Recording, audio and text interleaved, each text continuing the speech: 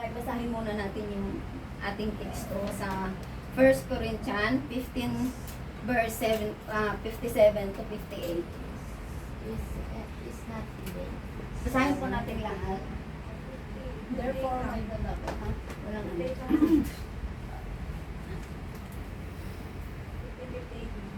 57. 57 siya. 57 at 58. But thanks to be God which given us a victory through our Lord Jesus Christ. Therefore, my beloved brothers, be steadfast, stand fast, immovable, always abiding in the work of the Lord, knowing that in the Lord our labor is not in vain. Kumain muna tayo at manalangin tayo. Amen. Father God, maraming salamat sa opportunity na ito na binigay mo po sa amin na makapakinig ng iyong mga salita. Lord, gabayan mo po kami sa oras na ito, sa aming mga kapatiran. Kung ano man po, Lord, ang aking masabing salita mo, Panginoon, tulungan mo po ako na magawa ko ito ng maayos. Itago mo pa ako, Panginoon, sa likuran mo. Gawin mo lamang akong mouthpiece mo, O God. Lord, tulungan mo ako sa mga oras na ito. Kami po ay dumadalangin. In Jesus' name, amen. Sa totoo lang, nung binigay ni Pastor Abner to sa akin, sabi ko, wag muna, Pastor. Hindi pa ako sanay sa ganitong pagtayo sa harapan. Pero sabi ni Pastor, may tiwala ako sa iyo. Kaya, tinanggap ko ang pagkakataon nito. Sa introduction natin, sa 1 Corinthians, basahin natin, for Christian is a source of hope, of answers to the church problem in the past and today. Answers to theological and practical problem raised through the report from the member of household of Chloe. Mentioned in chapter 1 verse 1 to 11. Dito kasi sa chapter 1 to 11, andito yung problema sa bahay, sa household ni Chloe. Andito yung hindi pagkakaunawaan ng bawat isa, na sila mismo na mga members nila hindi nagkakasundo, may mga kaguluhan sila. Tapos dito these reports are the following division incest adultery. Nangyayari sa bahay ni Chloe mismo itong mga adultery, yung Christian taking fellow Christian in court and misuse of Christian liberty. Yun yung mga nila. So hindi lang kasi ito sa ni Chloe, kasi mostly nangyayari talaga siya sa iglesia din. Karamihan hindi natin na nangyayari talaga sa iglesia, yung nagkakaroon tayo ng division.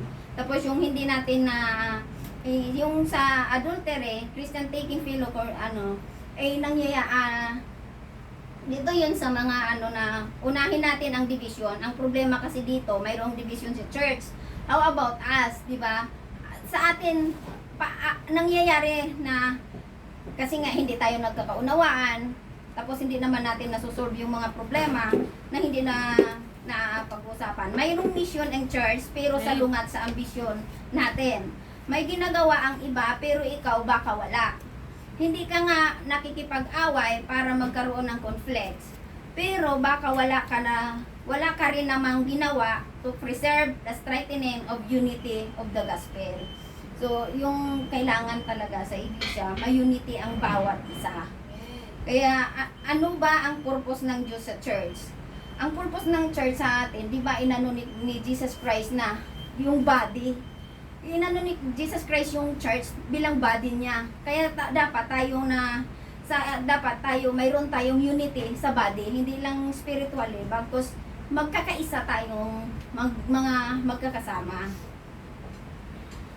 That division is your body. Ibig sabihin, mayroong unity in the body. Kaya nga body ang image na ginagamit niya all through the passage. Mayroong iba't ibang image of the church, temple, bride, household, building at iba pa. Bawat larawang ito nagpapakita ng iba't ibang aspeto sa katawan ni Kristo.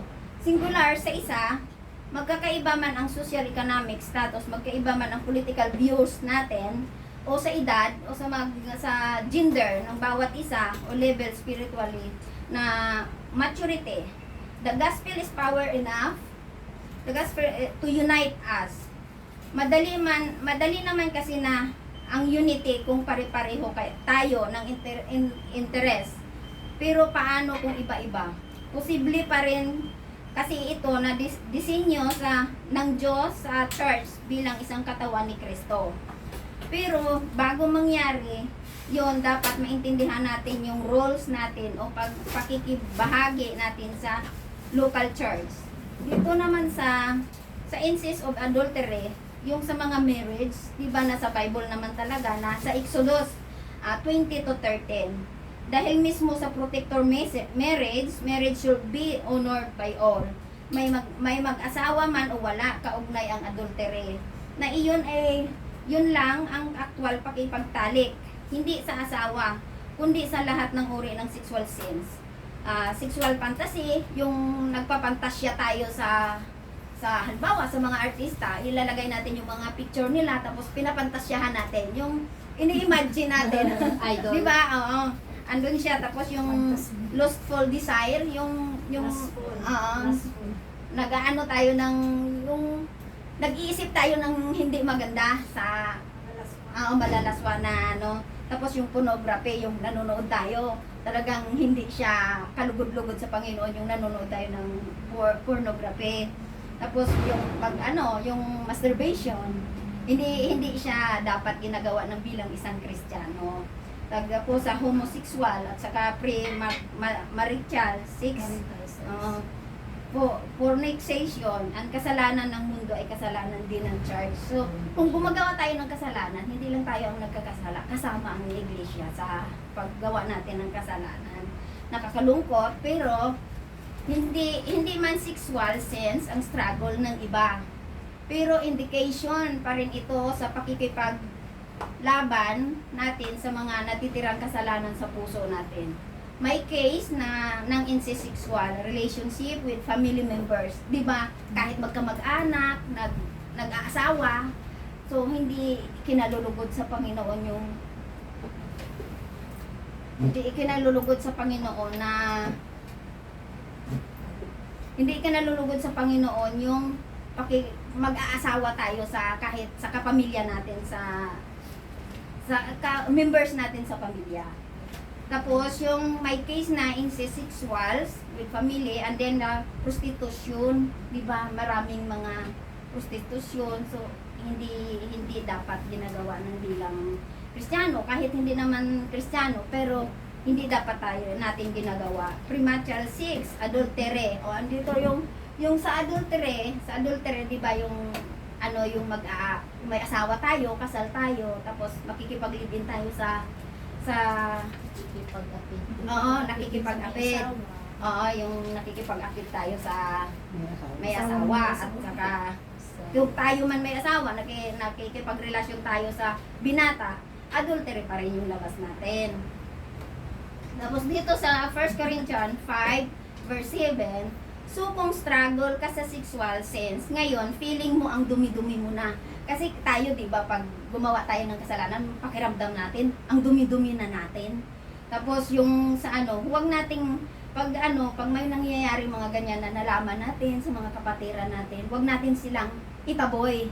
Bagkus ilapit natin sila sa Panginoon na mapapatawad tayo ng Panginoon pag lumapit tayo, hindi niya tayo hahayaang tuluyang magkagawa ng karumihan sa ating buhay. Tapos, come as the sinner, you are the God who loves you. At kung may kakilala kang struggle kasama sa church, asawa mo, anak mo, huwag mo silang itaboy. Ilapit mo sila sa Diyos. Sa pagtanggap at pagmamahal ng ating Diyos, hindi siya sinasabing okay ang magkakasala tayo. Pero tinutulungan niya tayong labanan ito at tuluyang tumalikod dito. That's what repentance. Kaya nga tayo may pagsisisi. Kasi nga, pag lumapit tayo sa Panginoon, sabihin natin, patawarin tayo. Pero wag nating ulitin yung ginagawa natin na alam na natin na mali, pero paulit-ulit. So So pag pinaulit-ulit na natin yon, hindi na yun na sabi mo na aksidente lang. Kasi alam naman natin pag gumawa tayo ng kasalanan, alam natin na kasalanan pero ginagawa pa rin natin sa sarili natin. Tapos, at magsisimula ito sa confession. Sa pag-amin, na tayo'y lumabag sa utos ng Diyos. Sa pagsang-ayon sa Diyos tungkol sa pag-violent ng mga sexual boundaries at sa ang mga saloobin at motibo ng ating puso nangangailangan ng pagbabago. Kapangyarihan ng banal na espiritu, hindi natin ito mababago sa pamamagitan ng sariling paghahangad. Diba sa sarili lang natin, iniisip natin na gusto ko itong gawin eh. Ito lang yung gusto ko. So hindi natin muna inaano kay Lord na tama ba to Lord kung ito yung gagawin natin. Kaloobin ng kapangyarihan ng banal espiritu na magbago sa pamamagitan ng ating sariling paghahangad. Kaya bahagi, paniniwala at nagtitiwala sa Diyos upang magawa ang kanyang gawain sa pagbabago natin. Christian fellow takings in court, dito yung yung hindi pagpapatawad natin sa mga kapwa natin na mga mananampalataya, isa't isa, nangangahulugan na kabiguan ito ng iglesia. Bakit na naisin ng isang tao na magiging Kristiyano kung ang Kristiyano mismo ay hindi lutasin ang kanyang problema sa loob ng iglesia? Ang buong konteksto ng 1 Corinto 6 verse 1-6 ay tungkol sa usaping legal. So usaping legal sa pamamagitan ng mananampalataya at inihayag ni Pablo sa kanyang saloobin ang paglutas ng mga legal na usapin sa iglesia. Ipinahayag ni Apostol Pablo na ang mga hukom sa mundo ay para lamang sa mga nasa labas ng iglesia. Ang problema sa iglesia hindi nararapat dahil sa labas ng iglesia, nararapat sa labas ng sa sariling kapakanan o kaligtasan ng kaluluwa ng iglesyang ito.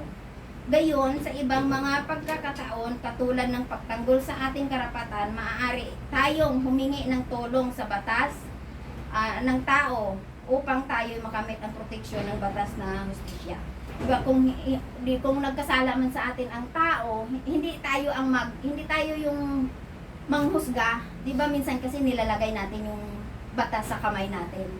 Dapat doon tayo ilapit natin sila sa government, sa pulis, ganun nga. Yung hindi natin ilalagay sa atin yung batas. Tapos dito sa misuse of Christian liberty, ang Kristiyano na ina-abuse or misuse ay palaging dishonest siya, na hindi sincere sa Panginoon. Christian have liberty, mayroong restriction. Mayroon tayong specific laws commanding in what to do and what not to do.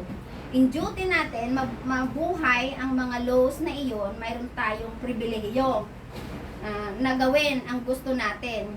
Gawin as long hindi natin ibinabiolate ang mga principles and we stay with the spiritual guidance God has given, basta mabuhay tayo ng sumusunod sa God.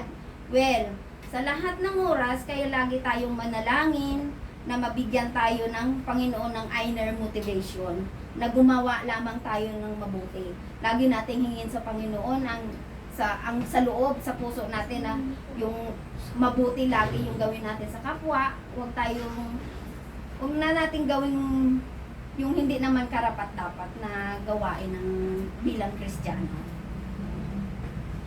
Dito sa 1 Corinthians 15 verse 57 to 8, magpasalamat tayo sa Diyos na nagbigay sa atin ng tagumpay sa pamamagitan ng ating Panginoong Jesus Christ. So lagi tayong magpasalamat, na hindi magpasalamat lang tayo pag na-bless tayo. Kahit may problema man tayo, magpasalamat pa rin tayo sa Panginoon. Huwag nating magkakalimutan. Kaya nga mga minamahal kong kapatid, magpakatatag kayo at huwag matinag. Maging masipag kayo palagi sa paglilingkod sa Panginoon dahil alam ninyong hindi masasayang ang inyong paghihirap para sa Kanya. Kaya nga yung na inaano dyan na yung labor mo is not in vain. Kasi kahit anong pagtitiis natin sa mga sarili natin na magsisikap tayo, hindi mawawalang halaga yun sa Panginoon. Lahat ng paghihirap natin, nakikita yun ng Panginoon sa atin. Na kaya hindi matatapon lahat, hindi masasayang. Mga kapatid, sa pananampalataya, there is a joy, giving. Kaya nakapakabuti ng ating Diyos, gusto niya ibigay sa atin sa Kanya ang ating pagmamahal ng buong puso, buong isip, buong kaluluwa at buong kalakasan.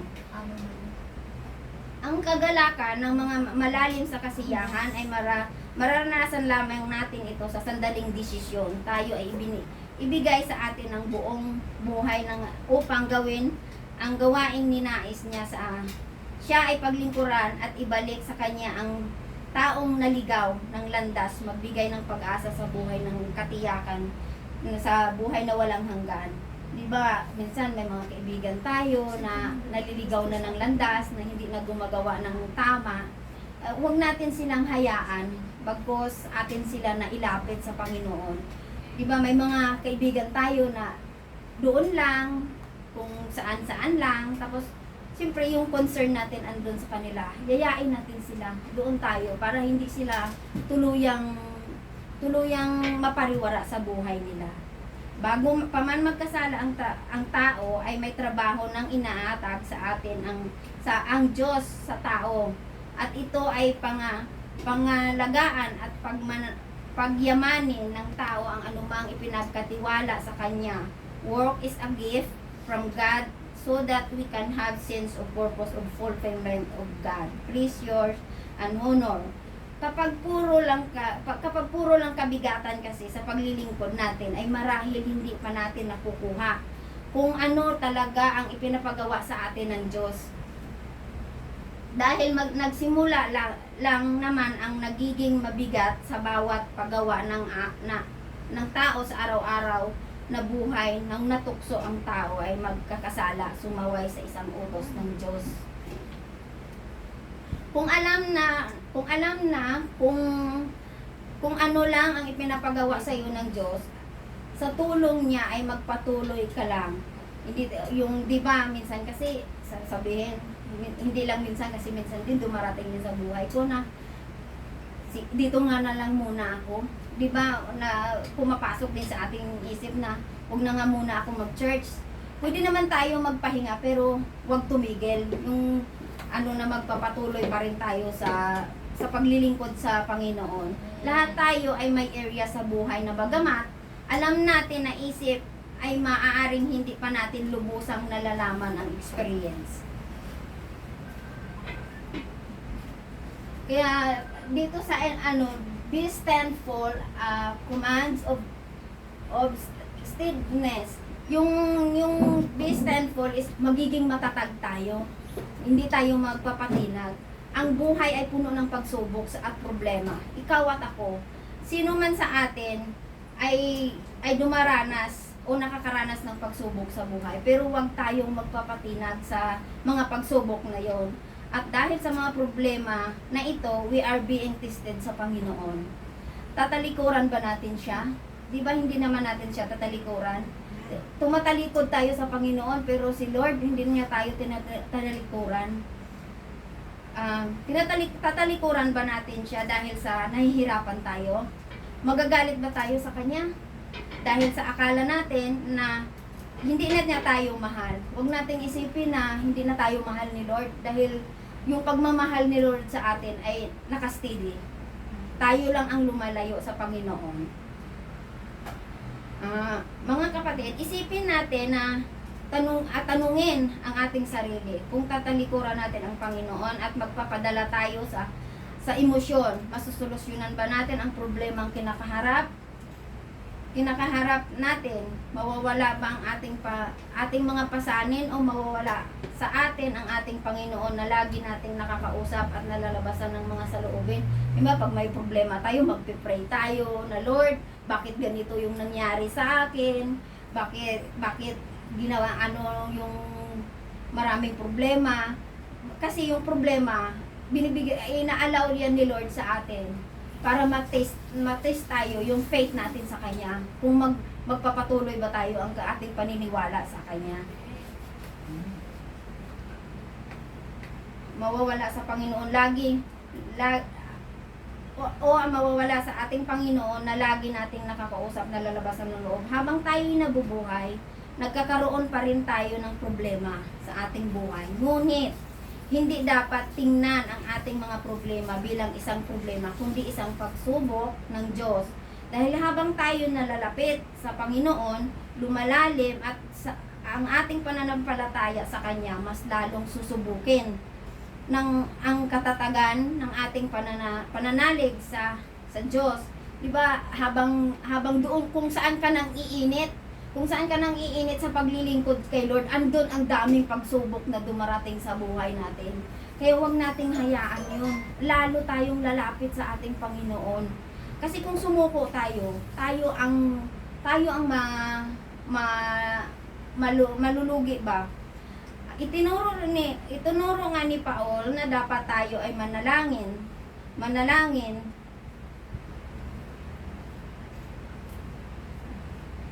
Tinuro ni Paul na dapat tayong manalangin. Tayong nanatiling tapat at sa pananampalataya, tandaan natin na ang Panginoon ay solusyon.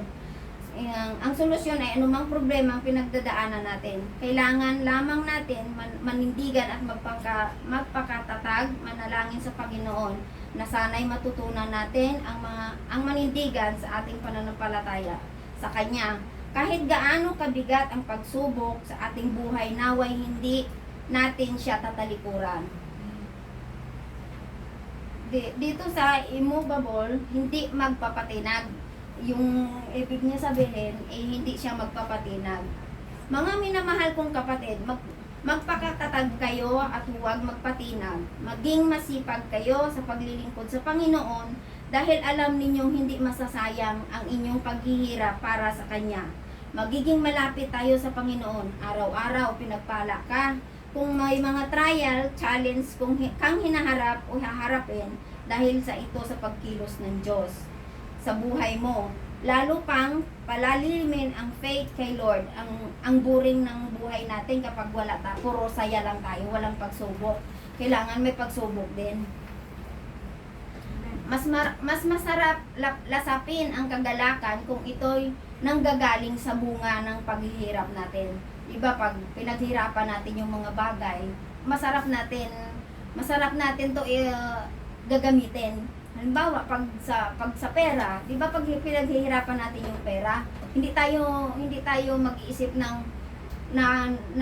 guiltiness kasi pinagpawisan natin yun galing sa ating paghihirap. Amen. The Lord will give you the rest kung lalapit ka sa Kanya, pero never give up. Dahil kahit kailan, never siyang sumuko sa atin. Magpakatatag lang. Oo, madaling sabihin ng isang tao may problema, magpakatatag ka lang. Pero mahirap ding gawin, lalo na kung nawala ng pag-asa. Diba minsan, yung parang lugmok na tayo. Tapos, sasabihin sa'yo ng kaibigan mo, magpakatatag ka lang. Huwag kang mawawala ng pag-asa. Yung ganun. Pero, kung wala naman siyang ginagawa, kasi kailangan din naman natin na hindi lang encouragement, yung tulungan din natin. Pag may problema, tutulungan din natin kasi hindi naman natin pwede na sabihin lang ipagpe-pray kita. Pag ipinagpe-pray mo ba yung kapatiran mo na may problema, hindi naman mahuhulog lang yung kailangan niya eh. Kailangan may action din tayong gagawin. Yes. Magpakatatag, pero mahirap itong gawin. May purpose si Lord sa lahat ng mga nangyayari sa atin. Ang kailangan lang natin gawin ay magtiwala, lalong lumapit tayo sa Kanya. Hindi ganong madali ang maglingkod sa Panginoon dahil nasa mundo ka. Hindi tulad ng social media na isang click lang, naka-follow na agad. At kapag ayaw na, unfollow lang ang solusyon. Diba sabihin mo, follow mo nga ako. Tapos pag ayaw mo yung pinopost niya, unfollow ko nga to. Diba ganon tayo? O unfriend ko nga to. Tapos pag sa mga messenger naman, i-unblock ko na lang to.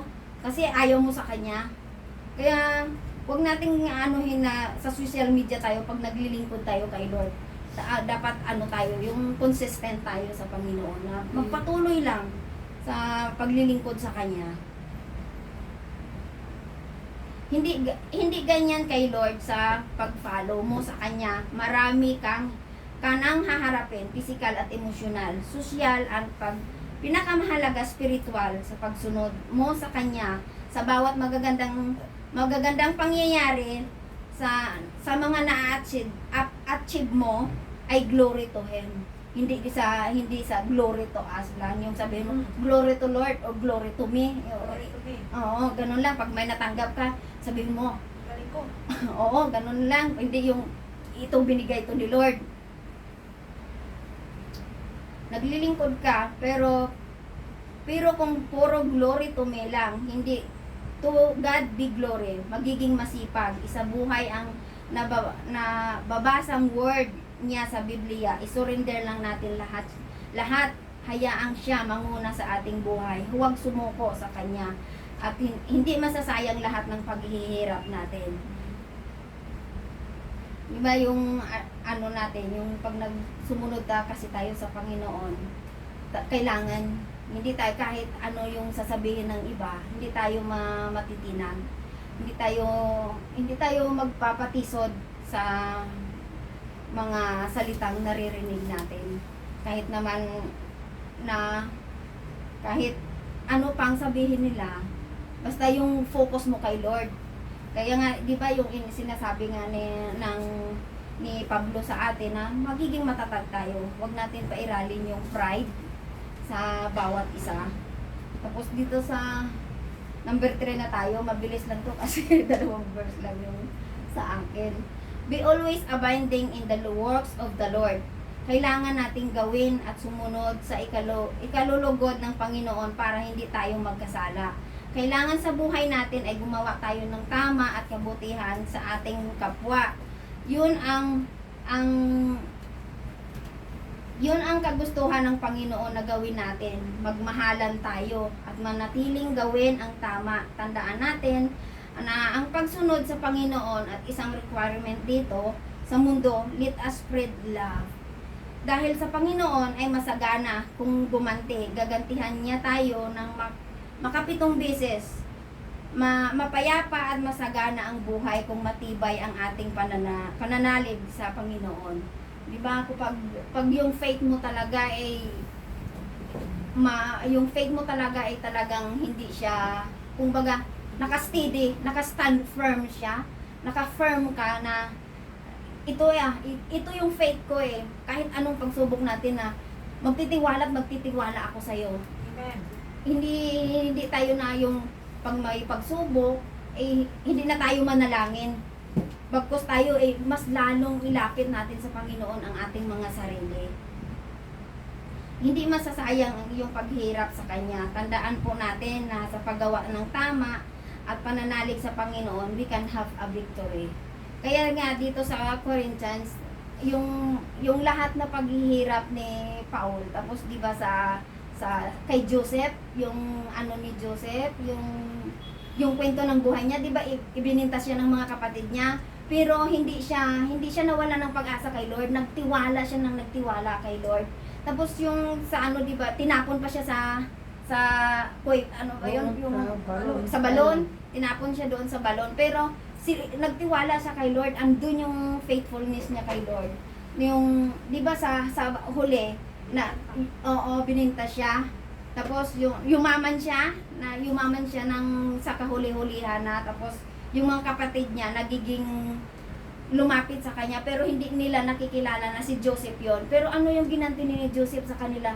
Kabutihan. Hindi si Joseph nagtanim ng galit sa mga kapatid niya, kahit ganun yung ginawa nila sa kanya, na ibininta pa siya. Kaya sa buhay natin, habang tayo'y nabubuhay, panatilihin natin, gawin na lang natin yung mabuti. Kaya nga yung sinasabi ko minsan na, sabi ko, kung nagkakasala yung mata natin, tanggalin natin. Pag yung kamay natin ang nagkakasala, di ba sabi putulin, hindi naman yun literal na puputulin eh. Kung nagkakasala yung kamay natin, Wala na akong kamay. Kapag nagkasal. Tapos pag yung pag ang bunganga natin ay nakakapagsalita ng Baguhin. Oo, baguhin siya. Tapos yung mata natin, wag nating tingnan yung negative sa kapwa natin, bagkus tingnan natin ang mga positibo. Yung magaganda, wag tayong tumingin sa pangit sa kanya kasi nga sabi nga tanggapin ang hindi katanggap-tanggap. Kasi ganun si Jesus Christ eh. Tinanggap niya tayo. Kung wala si Jesus Christ, wala tayo eh. Kaya nga, kahit kasalanan na natin, si Jesus Christ pa rin yung nagpapako sa cross na supposed to be tayo. Kung tayo yung napako nun, hindi natin kakayanin yung kahit mga palo sa kanya. Siguro, siguro maano na tayo nun, pero ano sabi ng Panginoon nang ipinapako siya, patawarin ninyo sila kasi hindi nila alam yung ginagawa natin. Pero sa atin, sa buhay natin, pwede naman nating gawin na gano'n na lang eh. Na pag nagkakasala yung kapwa, patawarin na lang natin. Huwag na nating palalain pa. Kasi pag hindi tayo magpapatawad, hindi rin tayo ni Lord mapapatawad. Di po ba? Amen. Yan. Hanggang dito na lang ako kasi tatlo lang to. Conclusion. Sa conclusion, na ano ko dito? Nabasa ko na.